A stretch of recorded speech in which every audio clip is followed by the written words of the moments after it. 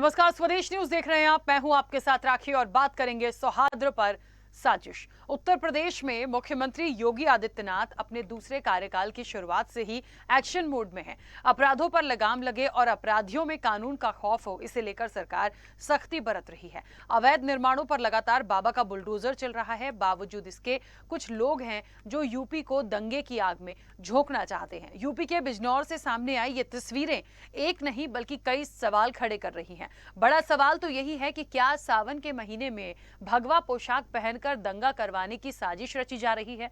दरअसल बिजनौर में दो मुस्लिम भाइयों मोहम्मद कमाल और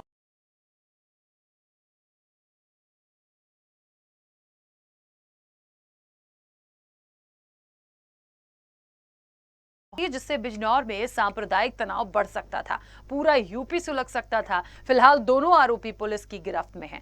इस बीच सूत्रों से यह भी जानकारी मिली है कि इस केस का अरब देशों से कनेक्शन है। बताया जा रहा है कि आरोपी कमाल के कुवैत कनेक्शन को लेकर एजेंसियां अलर्ट पर हैं और इसके साथ ही बिजनौर मजार तोड़फोड़ केस की जांच एनआईए को सौंप दी गई है। खैर, सौहार्द बिगाड़ने की जो साजिश हो रही है उसके तार कहां से जुड़े हैं, बिजनौर में दो मुस्लिम भाइयों ने किसके कहने पर यह कृत्य किया और एनआईए की जांच में क्या बड़े तथ्य सामने आ सकते हैं, अग्निपथ में आज इसी पर चर्चा करेंगे। उससे पहले कुछ प्रतिक्रिया है वो सुनते हैं। तत्काल यहाँ से पुलिस बल रवाना हुआ। वहाँ जैसे ही पुलिस बल पहुंचा, वहाँ पर जाकर जानकारी की, पता चला कि दो भाई मोहम्मद कामिल और मोहम्मद आदिल, इन लोगों ने ये तोड़फोड़ की है। तब तक एक और सूचना प्राप्त हुई कि भूरे शाह की मजार, ये सूचना करीब सवा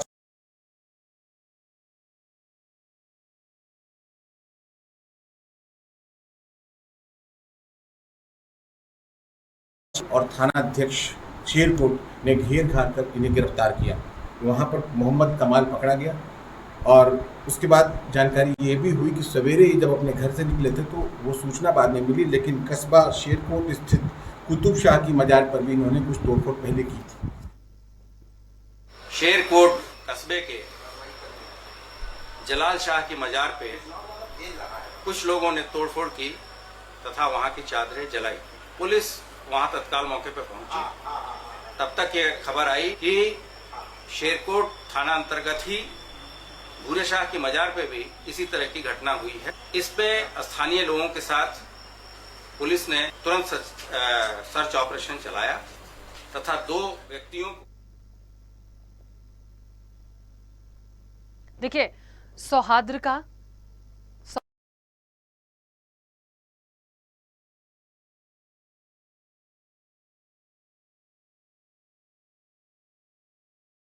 कि वो अच्छी नहीं है, सौहार्द बिगड़ सकता है, देश में जो चीजें हो रही हैं वो अच्छी नहीं है।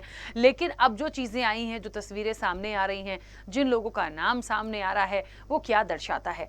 क्या है इसके पीछे? कौन है इसका मास्टरमाइंड? और क्या वाकई में यूपी में माहौल बिगाड़ने के लिए कोई बड़ी साजिश है? क्योंकि देखिए, आज के लोग जरूर समझदार हो चुके हैं, लेकिन जब कहते हैं ना कि जब भावनाओं की बात आती है या धर्म की बात आती है, तो कहीं ना कहीं कुछ लोग ऐसे होते हैं जो शायद नहीं बर्दाश्त कर पाते और फिर ऐसी एक्टिविटीज होने लगती हैं जिससे बहुत सारे जो कहते हैं ना बेगुनाह हैं, जिनकी गलती नहीं है, वो भी इन दंगों की आग में कहीं ना कहीं जलते हैं। तो इस तरह की चीजें क्यों हो रही हैं, क्या मकसद है और इन चीजों से कब निकल पाएंगे, इस चर्चा को मैं आगे बढ़ाऊंगी। हमारे साथ मेहमान जुड़े हैं। सबसे पहले आपका परिचय करा दूं। भारतीय जनता पार्टी का पक्ष रखने के लिए कंचन द्विवेदी जी हमारे साथ जुड़ी हैं। कंचन जी, बहुत स्वागत चर्चा में जुड़ने।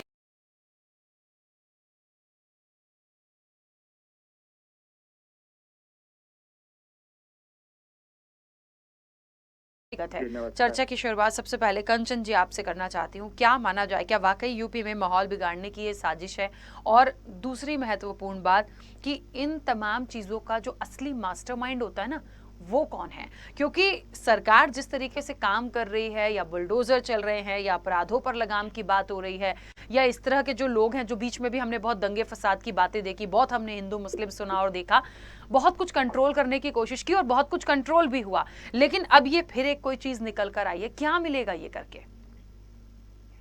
देखिए राखी जी, ये जो भी कार्य हुआ है, कृत्य हुआ है, ये बहुत ही खराब है और इससे आप खुद समझ सकती हैं और हमारे देश की लोग समझ सकते हैं कि ये एक दंगा भड़काने की जो योजना है वो बहुत ही गंभीर तरीके से, योजनाबद्ध तरीके से सारे कार्य किए जा रहे हैं। ये बहुत ही खराब है और इससे आप समझ सकते हो कि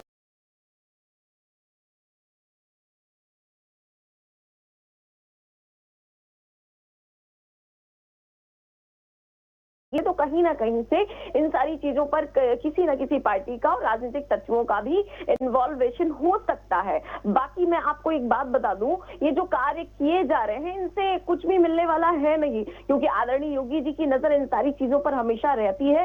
इस तरीके की उत्तर प्रदेश में कहीं पर भी ना तो दंगे हो सकते हैं, ना कोई कार्य हो सकता है। जहां पर भी ऐसी चीजें आती हैं उनको तुरंत ही रोकने की प्रक्रिया में हमारे आदरणीय योगी जी तुरंत आदेश करते हैं और उन चीजों को संज्ञान में लिया जाता है। जैसे कि चल ही रहा है, आज उन्होंने इस काम को किया, ये बहुत ही गंभीर तरीके से इसको नोटिस किया जा रहा है और इसको लिया जा रहा है। बाकी मैं आपको बताऊं, अभी तक की जो 100 दिन टारगेट के लिए दिया गया था लोगों को, और हमारे विभाग के लोग हैं उनको और पुलिस कर्मियों को भी, उस हिसाब से देखा जाए तो राखी जी हमारे यहाँ पर हमारी सरकार में ये हौसला जो है वो बहुत ही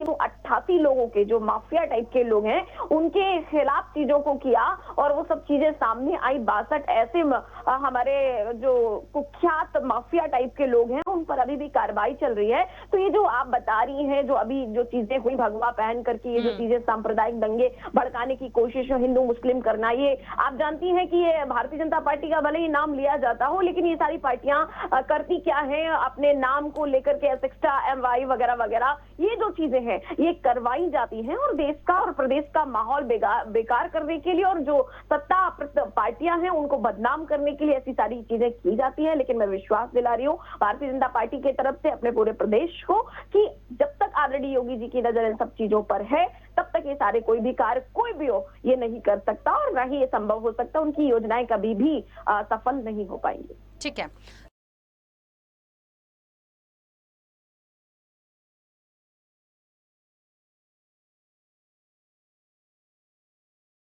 ये कह लीजिए कि ये तमाम चीजें रुक क्यों नहीं रही हैं? कुछ समय पॉज आता है, फिर उसके बाद इस तरह की एक्टिविटीज दिखने लगती हैं, फिर रुकते हैं, फिर कुछ आ जाता है। ये खत्म कब होगा? क्या वाकई इसके पीछे कुछ और बड़ी साजिश है?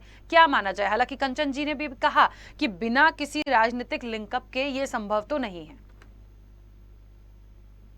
कंचन जी ने दुरुस्त फरमाया है, जिस पार्टी को ध्रुवीकरण से लाभ होता है वो पार्टी ध्रुवीकरण चाहती है और जिस तरफ ध्रुवीकरण बड़ा होता है वो पार्टी जीत कर आती है। एकदम कंचन जी ने दुरुस्त फरमाया। लेकिन जो अभी मामला बिजनौर का है, जो इंसिडेंस हुआ है, सबसे पहली चीज तो मैं इस पर यह कहना चाहूंगा कि जब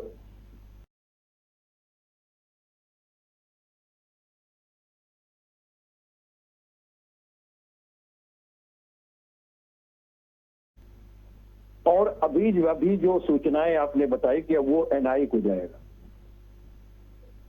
और इसको आतंकवाद से जोड़ करके अब देखा जा रहा है। NIA का मतलब ये होता है कि आतंकवाद से अगर कोई चीजें जुड़ी होती हैं तो NIA के पास जाती हैं और अगर ये आतंकवाद से जुड़ा हुआ है तो हमारे लिए ये बड़ी दुखद स्थिति है कि देश और प्रदेश में जिनकी भी सरकारें चल रही हैं उनकी इंटेलिजेंस एजेंसीज फेल है।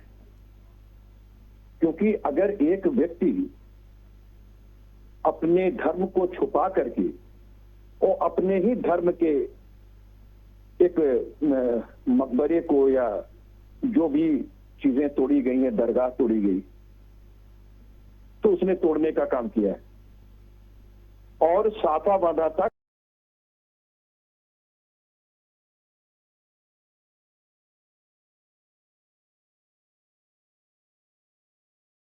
इन्वेस्टिगेट होना चाहिए। और अगर ये आतंकवाद से जुड़ा हुआ मामला है, NIA इसको करने जा रही है, भारत के लिए बड़ी गंभीर प्रकृति की चीजें हैं, तो हमारी इंटेलिजेंस एजेंसीज और हमारी सरकारें सो क्यों रही? क्योंकि जब टूट जा रही है कोई चीज तब आपको पता चल रहा है और तब आप एक्शन का रिएक्शन कर रहे हैं। और वो व्यक्ति वहीं बैठा हुआ है बाकायदा गिरफ्तारी देने के लिए, वो लोगों से बातें भी कर रहा है और उसके घर वाले बता रहे हैं कि विचित्र है। और सबसे बड़ी चीज ये है कि उस व्यक्ति ने अब साफा तो जरूर उसने साबरन बांध रखा था, लेकिन उसने जो दाढ़ी और मूंछ रखी हुई थी, दाढ़ी बढ़ाओ और मूंछें कतरो, यानी कि उसने अपनी अल्पसंख्यक की कोई भी चीज छोड़ी नहीं थी। केवल परिधान में एक साफा जो है ऊपर सर पे उसने गेरुआ कलर का लपेट लिया था। अब ये उसने जानबूझ के किया था कि इत्तेफाक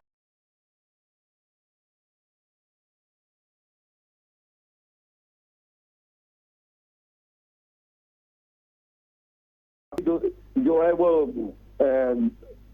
दुष्प्रेरण से भरी नहीं होगी, साबित नहीं होगी, तब तक जो आपने एक्शन लिया है उसको कनेक्ट नहीं किया जा सकता है। और अगर ये आतंकवादी कार्रवाई है तो देश के सरकारों को सतर्क हो जाना चाहिए। उनकी एजेंसी सो रही हैं और वो कायदे से देश चला नहीं पा रहे हैं। और अगर ये आतंकवादी घटना नहीं है, महज एक विक्षिप्त आदमी के द्वारा किया गया कुकृत्य है, तो उसको फिर मेंटल हॉस्पिटल में भेजना चाहिए।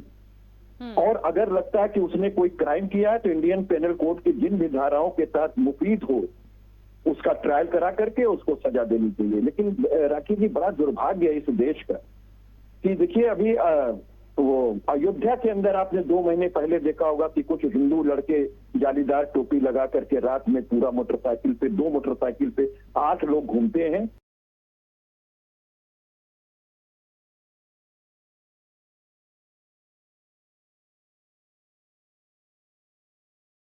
पकड़ी गई थी, लेकिन अभी तक पता नहीं चला। और उसमें देखिए कितने सुलझे हुए भाव से जो मुतवल्ली थे या मौलवी साहब थे, उन्होंने अपने बुद्धि और विवेक का परिचय दिया, उन्होंने अपने संस्कार का परिचय दिया और उन्होंने इसको कहीं दंगे फसाद ना हो जाए इसके लिए इन्होंने प्रोपेगेंडा नहीं क्रिएट किया, जा करके संबंधित थाने को सूचना दी और उसके बाद पुलिस एक्टिवेट उसके बाद हुई थी और पूरे रात वो घूमते रहे। उस इंसिडेंस में क्या हुआ? इलाहाबाद के अंदर, सहारनपुर के अंदर इंसिडेंट्स हुए, उसका क्या हुआ? और आप देखिए सीएए से लेकर के और किसान आंदोलन तक में तुरंत आतंकवादी लोग जुट जाते हैं, पीएफआई के कनेक्शंस लगने लगते हैं, सिख फॉर जस्टिस आ जाता है और सारी फंडिंग चलने लगती है। लेकिन आप एक बात देखिए कि ये सारी फंडिंग चल रही है, पीएफआई जो है ये सीए के आंदोलन से शुरू है और उससे पहले भी कई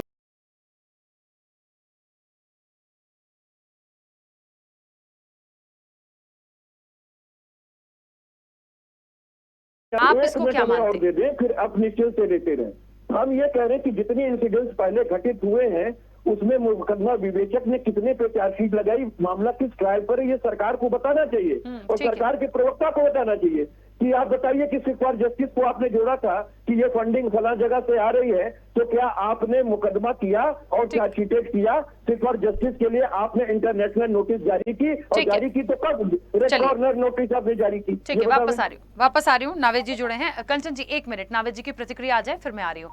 नावेद जी, क्या माना जाए, क्योंकि ये जो चीजें आ रही हैं अब वाकई में राजनीतिक लिंकअप की बिना संभव नहीं है या किसी और मकसद से हो रहा है या वाकई में बाहर के जो कनेक्शंस मिले हैं वहीं से कराया जा रहा है, इससे बाहर कैसे निकल पाएंगे? बिल्कुल, लगातार इस तरह के मामले आ रहे हैं, एक तरीके के मामले आ रहे हैं।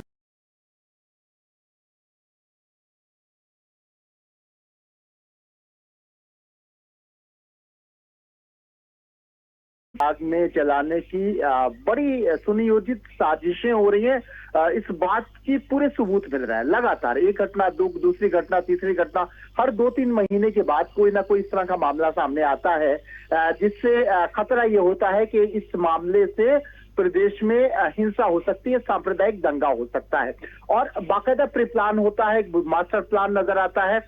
लेकिन उसको किसी तरह उसको काबू कर लिया जाता है, वो आगे नहीं और साजिशें जो है वो नाकाम हो जाती हैं। देखिए, 2 चीजें हैं जो एक विपक्ष के हमारे प्रवक्ता जो कह रहे थे वो बात भी सही है कि जो कह रहे थे कि कहीं ना कहीं साजिश के पीछे ये माना जाए कि किस तरह से ध्रुवीकरण में किसका फायदा होता है, इस बात को भी मैं मानता हूं। लेकिन दूसरे पॉइंट को भी हमें उस पर भी विचार करना चाहिए कि योगी का पहला कार्यकाल जो था, योगी सरकार का,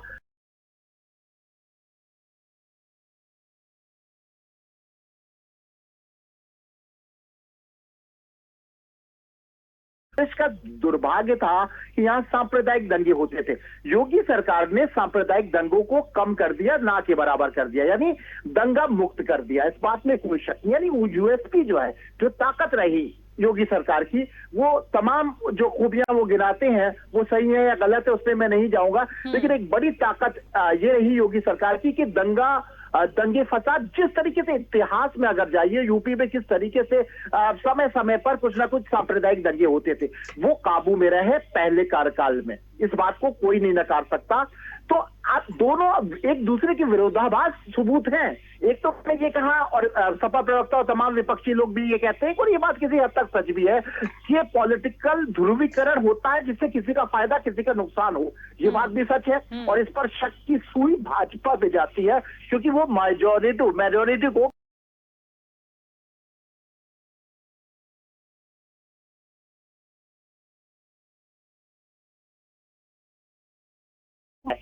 दूसरी चीज ये कि इस तरह की साजिशों में भाजपा को इसलिए शामिल नहीं किया जाना चाहिए क्योंकि भाजपा की सबसे बड़ी ताकत ये रही कि योगी सरकार ने दंगा मुक्त कर दिया उत्तर प्रदेश को, लगभग आप बात को छोड़ दीजिए, जिस तरह पुराना रिकॉर्ड छोड़ देखिए और समाजवादी पार्टी और तमाम सरकारों को अगर देखिए जिसमें बड़े बड़े दंगे होते थे, लोग मर जाते थे, आगजनी जान माल का नुकसान होता था, योगी जी की सरकार ने उसका सबसे बड़ा उसको फायदा भी मिला और जनता ने शाबाशी दी सरकार के कामों की और उनको फिर से पुनः कुर्सी पर बैठाया। तो ये बताइए कि भाजपा क्यों फिर इस तरह की, अगर ये कहा जाए कि कोई ना कोई विपक्ष कहता है भाजपा अपनी सरकार को बदनाम करने की कोशिश क्यों करेगी और वही चीज वही वो जो उसकी ताकत है उसको कमजोर क्यों करेगी। तो सवाल इस बात का है, लेकिन ये बात मैं ना भाजपा की पैरवी कर रहा हूं ना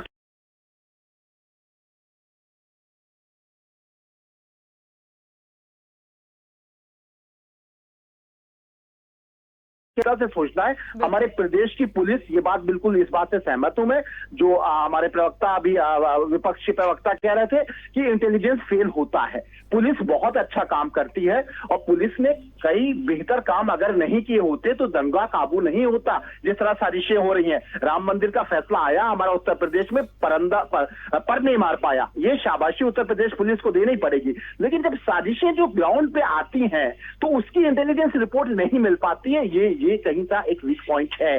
लेकिन कुछ ना कुछ हो रहा है और इसको समझना होगा और इस पर काबू करना होगा। काबू किया जा रहा है, अगर काबू नहीं किया जा सकता तो इतने बड़े बड़े मामले जो है, जो साजिशों के जो एक बीज दिखाई दे वो बड़े वृक्ष हो चुके होते, बड़ी आग लग चुकी होती। कहीं ना कहीं कुछ लॉ एंड ऑर्डर की ये तारीफ करनी चाहिए है, इस तरह की साजिशों के बाद भी कोई बड़ा दंगा नहीं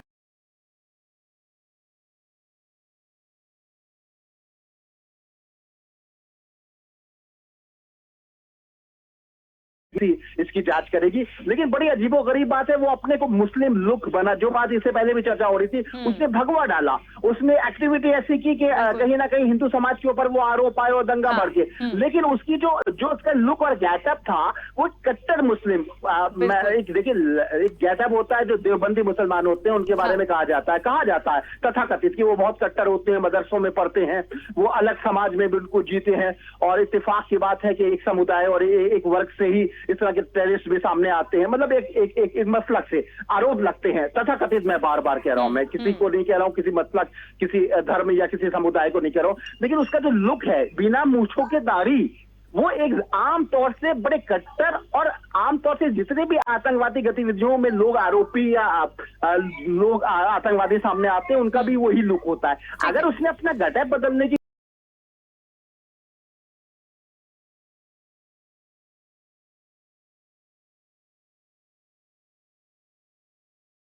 आधा मुसलमान हो, ये बड़ा हास्यास्पद बात है। और इसके पीछे ये तथ्य समझ में आ रहा है, हो सकता है वो सिरफिरा हो और ये भी हो सकता है कि कोई बड़ी साजिश हो, ये सारी चीजें। लेकिन हाँ, ये जरूर है कि आपके डिबेट का विषय बहुत गंभीर है और मैं समझता हूं कि इसको लेकर हम सबको, चाहे विपक्षी दल के हो, चाहे वो सत्ता के लोग हो, चाहे हम हमारे जैसे आम इंसान हो, चाहे वो पत्रकार हो, बड़ा सतर्क रहना है। और हमें ये तो मान के चलना है कोई ना कोई ऐसी साजिश है, कोई ना कोई ऐसी ताकतें हैं जो हमारे उत्तर प्रदेश की अमन चैन को बिगाड़ने की कोशिश कर रही है। बिल्कुल ठीक बात है। चलिए कंचन जी के पास होंगे, कुछ कहना चाह रहे थे कपिश जी, बस जल्दी से बोलिएगा। नहीं बिल्कुल, मैं केवल एक पॉइंट देना चाहता हूँ, क्योंकि देखिए मैं एडवोकेट भी हूँ, क्रिमिनली साइड देखता हूँ, रोज ऐसे तथ्यों के 2-4 हम लोग होते हैं और मेरिट पे जो हम लोग की बहस होती है वो भी इसी आधार पे होती है। मैं तो बहुत सीधी सी बात आपको ये कह रहा हूँ कि अगर कोई कट्टर मुस्लिम होता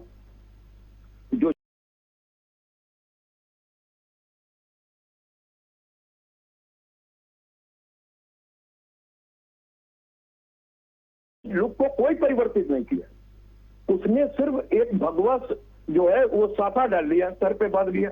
अब आप कहीं से कोई भी कलर का कपड़ा अगर बांध लें और उसके पीछे हो सकता है उसकी मंशा भी है ना हो कि हिंदू वाला, अगर वो कहीं हिंदू के मंदिर पर भगवा डाल करके काट रहा हो, कुछ इस तरीके की चीजें तोड़ फोड़ की होती, तो एक चीज समझ में आती है। इसलिए ये कहा जा सकता है कपिल जी, मुझे लगता है यदि आतंकवादी ही होगा तो आतंकवादियों का तो कोई धर्म ही नहीं होता, उनको तो छोड़ ही दीजिए, उन्हें तो क्या ही फर्क पड़ता। कि जो जिहादी होते हैं, जिनका माइंड वॉश किया जाता है आतंकवाद के लिए, जिनको बहुत ज्यादा कट्टर बनाया जाता है, वो इंसान में सिर्फ मुस्लिम पहचानते, फिर अन्य किसी को नहीं पहचानेंगे। अगर हिंदू कोई आतंकवादी होगा तो वो कभी मंदिर नहीं तोड़ने जाएगा, वो मस्जिद नहीं लेकिन ये सही बात है, लेकिन ये जो मैसेज है कि आप भगवा पहनकर मजार तोड़ रहे हैं, मतलब ये संदेश आप समझ लीजिए कि ये अच्छा तो नहीं है, बहुत गंभीर है। क्योंकि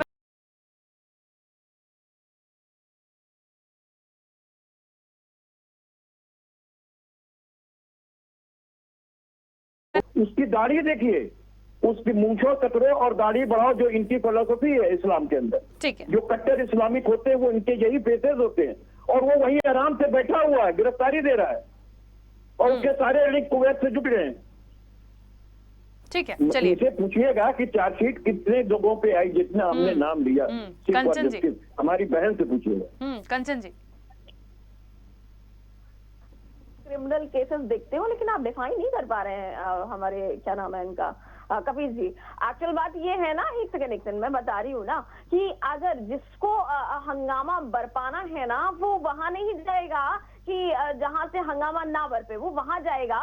अगर कोई मेरी चीज को तोड़ेगा तो मैं ही भड़कूंगी ना, मैं भड़कूंगी। इसलिए वो कब्र को तोड़ा गया या जो भी मजार है उसको तोड़ा गया कि जो तोड़ने वाले लोगों की श्रद्धा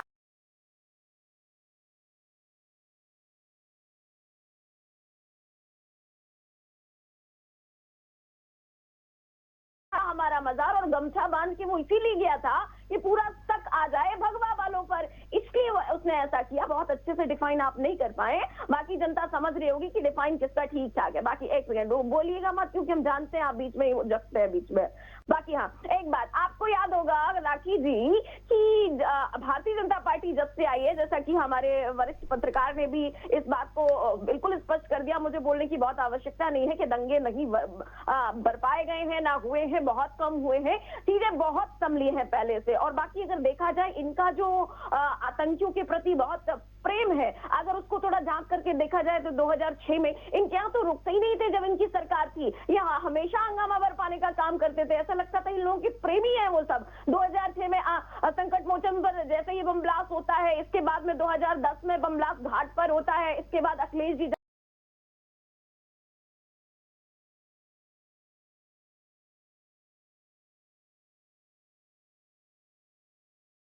क्यों नहीं हो सकता है, मे भी ऐसा ही कोई प्रयोजन बनाया जा रहा हो, ऐसा ही कुछ प्रक्रिया बनाई जा रही हो, तो लिंकअप तो यहाँ से हो रहा है। तो आप यहाँ भारतीय जनता पार्टी को या किसी और को कैसे जोड़ सकते हैं? बाकी ये सभी लोग जानते हैं कि अपना नुकसान कोई भी नहीं करना चाहता। सरकार में जो होगा वो अपनी बेइज्जती या अपने ऊपर दाग नहीं चाहेगा, ये जनता समझती है। कपिल जी आप कितना भी घुमाए जलेबी यहाँ पर बनेगी नहीं, क्योंकि जनता बहुत होशियार हो चुकी है। अखिलेश जी को अब कुछ नहीं समझती जनता, सपा को समझ गई कि सपा साफ हो चुकी है। कपिल जी हाँ बोलिए।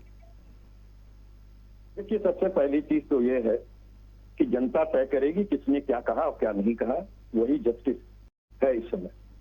और मैं दूसरी बात ये कहूं कि नावेद भाई ने एक बात कही कि देखिए भारतीय जनता पार्टी के समय में दंगे ना के बराबर हुए, और अभी जो कानपुर में हुआ उस दंगे को वो अभी वाले सरकार में जोड़े। इससे पहले 2000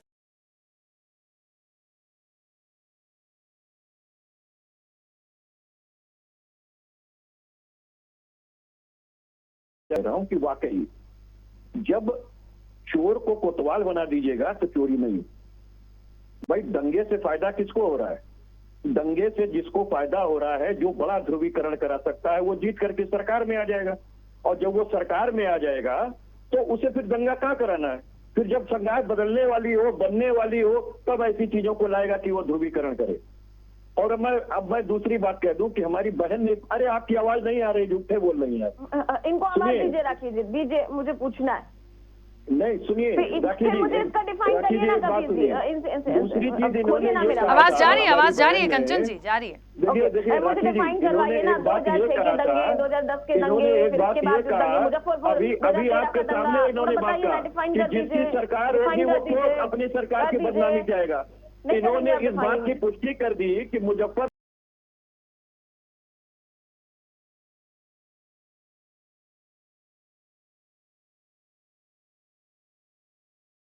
मुझे तो जिस उनको पर रोया चेक गया, करना आप जान चाहिए। रहे हो। भारतीय दंगा- जनता दंगा पार्टी फैलाने की- बिल्कुल ठीक बात कह रही है बात कि जब हमारी सरकार चल रही थी तो मुजफ्फरनगर के दंगा कराने वाले लोग ये भारतीय जनता पार्टी के थे और यही मुख्य कल्प्रिट भी हैं। इन्हीं पर से मुकदमे तो उठाए जा रहे ठीक थे। है, गोधरा के आपने अंदर अगर दंगा हुआ, माफी करवाया, मालूम है तो कि आपने राजधर्म माफी किसको कहा गया माफी सिखाने के लिए। मांगने तो उनके आज पक्ष प्राइम में क्यों मिनिस्टर जाना? हैं, कोर्ट में आज वो हाथ प्राइम जोड़ने मिनिस्टर हैं क्यों जिनको बैठे? राजधर्म मुझे अटल कुछ बिहारी नहीं वाजपेयी जी ने पता। सिखाया था। ठीक है, चलिए देखिए, गंभीर विषय है, गंभीर विषय है, जांच का विषय है, लड़ने का विषय नहीं है। ठीक है, मुझे बीच में रोकना होगा क्योंकि समय की सीमा है, विषय बड़ा है। प्लीज, आप सभी मेहमानों का बहुत शुक्रिया इस चर्चा में जुड़ने के लिए। देखिए, कहीं ना कहीं सौहार्द पर मुझे लगता है साजिश की बात है, और ये है क्योंकि पहला मामला नहीं है, बहुत बार ऐसे मामले सामने आए हैं, और ये जो चीजें हुई हैं, जो दिख रही हैं, जो तस्वीरों में दिख रहा है, ये बहुत कुछ बयां